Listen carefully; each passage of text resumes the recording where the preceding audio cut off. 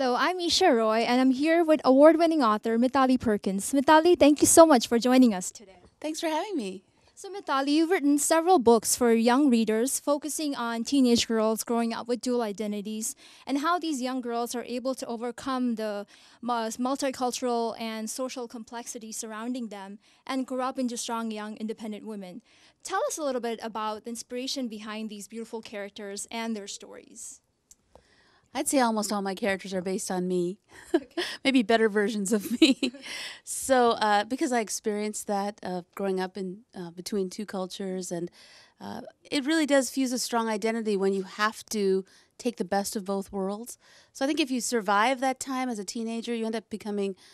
There's a lot of strengths you get from it, like you're able to cross borders very easily. You're able to see the best in any culture. You're able to understand the nuances and nonverbals of many cultures. So I'm really experiencing that now on this end of it. But as you're going through it, it can be tough for teenagers. Speaking of your characters, one of my favorite characters is Asha from The Secret Keeper.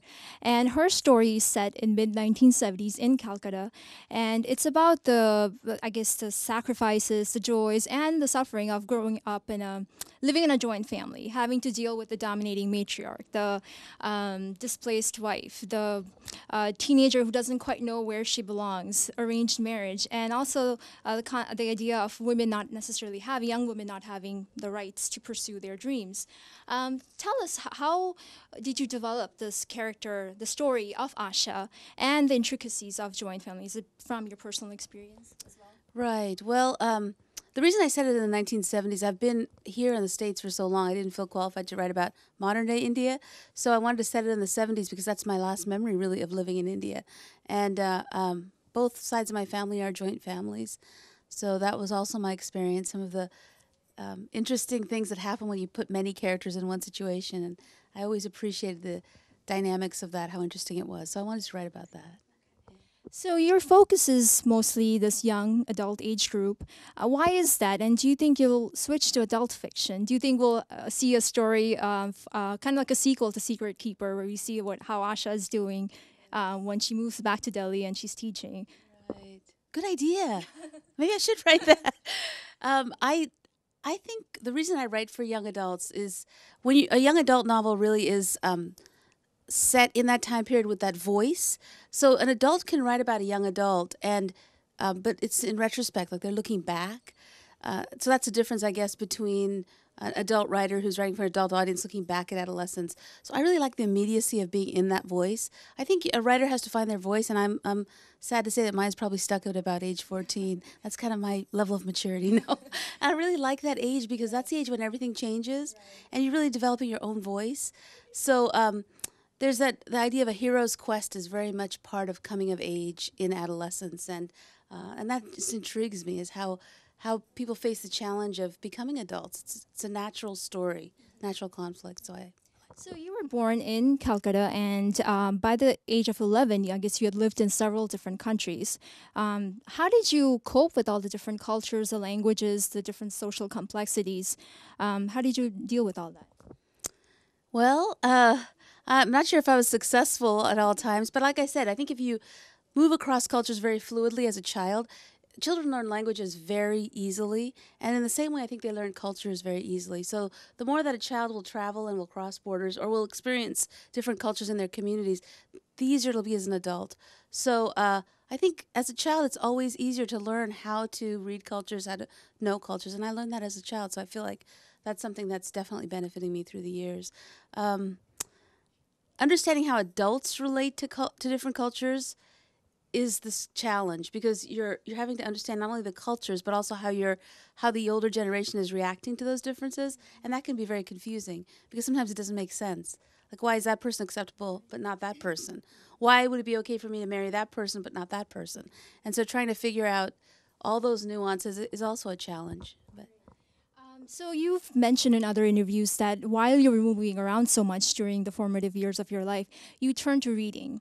That was kind of like what kept you going. Were you also writing at that time? Did you know at that young age that you wanted to be a writer someday? Right. Yes, I read all the time. I was a voracious reader, so it was definitely something. I was often scolded by my mom, don't read that storybook, study your math, but that was my pleasure, and so I did grow up reading, and I also always wrote in, as in Secret Keeper. There's her diary plays a big part in that. In fact, her diary is her secret keeper. So that was definitely true for me. My dad did buy me diaries with locks on them, and I would write in my diaries. I have diaries from when I was 9, 10, journals, and I always have written. But I never thought it would be a vocation. You know, I never thought it would become the thing that was I did for my life work. So that's been a really lovely surprise. Yeah. So in your book, Rickshaw Girl, it's a story of this village girl named Nena, and she wants to help her family out financially because they're struggling. And she uses her Alpana painting skills to paint rickshaws, and she helps her family out. Her father's a rickshaw driver. And you also bring in the concept of microfinance or the Grameen Bank. How did you, which has been used to kind of deal with poverty in rural parts of India and Bangladesh, what was the motivation behind writing a story based on microfinance, and how effective has microfinance, in your opinion, been in rural parts of India and Bangladesh? Well, I studied public policy in graduate school, and when I lived in Dhaka, Bangladesh, one of my really good friends was involved with the Grameen Bank, so I learned about what the Grameen Bank is doing. You know, like every initiative to battle poverty, it's had its setbacks, but I think as a whole, in the rural parts of India and Bangladesh, it's been immensely successful, because what it does, it gives women the chance to have a little bit more power, more choices, and I think anytime you're doing that, anytime you're improving the amount of power that a poor woman has, you're affecting an entire community. And so, because these women now have chances to start their own businesses, it really does affect entire villages. And I've seen it. So it's a very powerful tool. But like anything, it can be abused. It can be exploitation can creep in, and all different kinds of abuses. But on the whole, I think in that area, microfinance has been a real key to fight poverty. So what are you reading these days? Who are some of your favorite authors? It's not good to be on that list of my favorite authors. I tend to reread a lot, but all the list of my favorite authors include, I think there's not one living person. It's all dead people. But so I do a lot of rereading. I don't know about you, but I reread seasonally, and I reread my favorite stories, especially in stressful times. We've just sent our boys off to college. Our nest is empty. So rereading is giving me a lot of pleasure right now. But in terms of new books, I've been reading a lot of nonfiction lately, which is interesting to me. I've always been a huge fiction person, but I think because of life's transitions and areas of emerging interest, I've been turning a lot more to nonfiction and enjoying those reads. So, but the fiction reads have all been rereads basically by dead people. Who are some of these? Say, well, I love the Lord of the Rings trilogy. I'll reread that periodically, and then. Like I said, seasonally, I do love the Harry Potter books. So around November, this time of year, I think, oh, Harry Potter time. And then there's only some of them are better than others. Then apart from fantasy, around December comes my Little Women reread. And then when spring starts, there's different books that deal with especially I live in Boston, so spring is a big deal. I'll read I like books that describe a sense of place. I think maybe I was displaced so much that place is very meaningful for me in fiction. So any books that describe the seasonal changes at that time, I really love that. Experiencing that through fiction, especially with all five senses engaged, I really like that kind of story. What are your thoughts on like your fellow South Asian Indian American writers such as Jhumpa Lahiri and Chitra Banerjee? Oh, just so proud and so delighted at their success, and that they're introducing the culture to so many people outside of our culture. I think for a long time, at least in the children's book world, people still tend to think that South Asian children will be the ones that will be the target audiences for my books. But I think those two writers in the adult realm have shown that no, there's a much wider audience than just South Asians for these kinds of stories, and that the legacy of storytelling in our culture is paying off. Really, we've got thousands and thousands of years of good storytelling. And I think a lot of us grow up learning and hearing stories. So just to see the wider audience in the adult realm has opened up doors for us in the children's realm, because I think finally people are realizing children don't have to read books about people that are just like them. So that African children can read my books, and Mexican children can read my books, and it's not just the South Asian audience. So I really do appreciate that spilling over into their success spilling over into the children's book world. But I love the books. It's just a delight to read them, and such good writing. So I'm looking forward to the next generation of South Asian American storytellers. So what are some of your upcoming projects? What can your readers expect from you next? So I love humor. I'm editing an anthology of young adult writers from, it's called Open Mic. It'll be published in 2013, and it's really humor, but it's memoir and fiction. But they're stories to make you laugh. They're about growing up on the margins of life in North America. But it's just, I want to write funny. I feel like when we talk about race or ethnicity, it's often very reverential and very heavy. And I think that the generation of our kids, they've learned to laugh, to bring humor into the discussions about race, which alleviates a lot of the stress. They're so uncomfortable to talk about race, but when you bring in humor, it lightens everything up and it makes it easier. So we've got some great writers on board for that. I am working on my first picture book, which is exciting. I think I do a lot of social media, so I've been tweeting and doing those 140 character, and I think my writing has tightened up. When I tweet, I don't allow myself to use any abbreviations or any bad grammar, so I always will use full sentences. So I feel like it's been a good writing discipline for saying a lot in a short amount, which is what picture books are about, as well as poetry. So I'm excited to try the picture book genre. It's about set in the Sundarbans, and it's about a little bit about the tigers, but also about a family. Is there a growing interest in Indian American South Asian literature now in mainstream America? I think there is a growing interest. I think that if you look at pop culture, if you look at even watch like Disney Channel shows or what's in the movies, or if you watch the dancing competitions that are very popular, they often introduce a Bhangra element or a Bollywood element. Most Americans now will have heard of that, and I think there's a perception that Indian culture is fun and lively, and people will. I always joke about it when people find out that you're Indian, they'll tell you their one experience with an Indian restaurant, or they'll tell you their one experience with their Indian doctor, or but they're trying to make connections, so you appreciate it. And I think there are places now where they're much more aware of Indian culture, but they see it more generically. They wouldn't know the difference between a Bengali and a Tamil, but just that idea of that package of Indian culture, which includes like chicken tikka masala and Bollywood dancing, and that package is definitely in American culture now. But do you also see, do you have a lot of non-Indian part of your fan club? Do they write to you, non-Indian? So after reading your books and all, do they, what kind of message, what do they have to say about your books? I always find that so delightful because when I wrote, as I said, publishers were expecting South Asians to read my books, but they weren't really expecting other kids to travel with me. But other kids have traveled so well, and so I get letters from rural parts of America where they've never met an Indian in real life, or a Burmese person or a Bangladeshi person.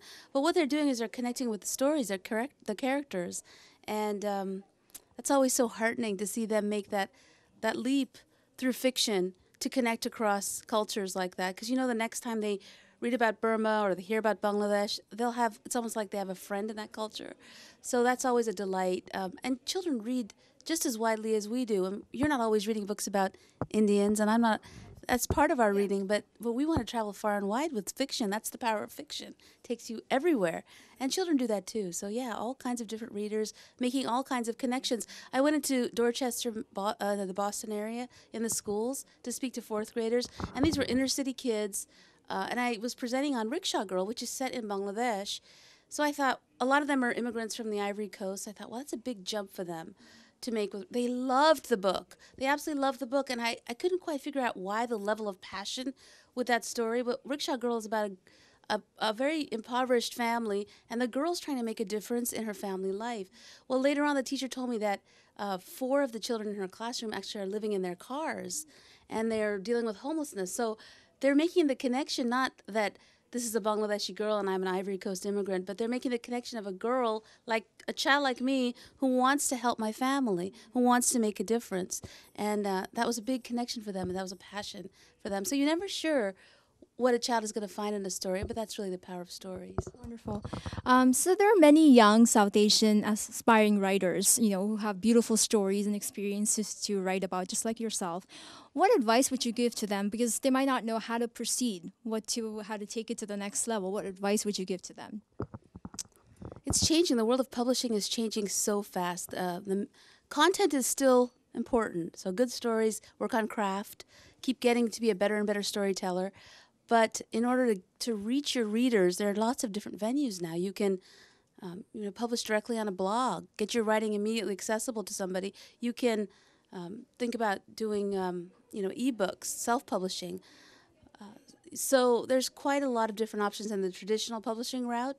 But if you want to go the traditional publishing route, work on craft first. Read, read, read. Don't stop reading, and then be ready to take. I always say you got to take risks. There's 3 R's to get published. Risks, revise. You have to be willing to change almost every single word that you've written, even if you think it's like the pearl of a sentence.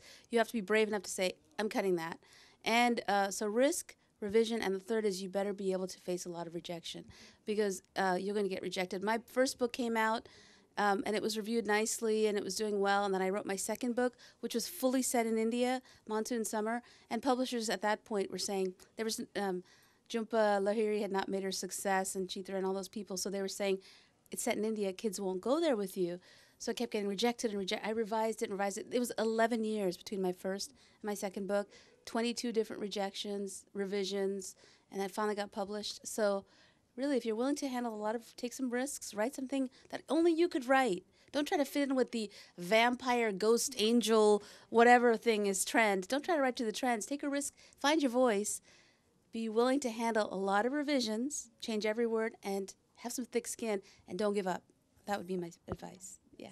Very good advice. So thank you so much for joining us today. Not only are you a motivation to young teenagers out there who can very easily relate to a lot of the experiences of your characters because they're might be growing up in that dual identity household, but also someone like me who can like recall memories and experiences of growing up in that multicultural environment and kind of learning to cope with it and ending up having a better sense of life in general because of those experiences. So thank you so much for that and wish you continued success. Thank you so much for having me.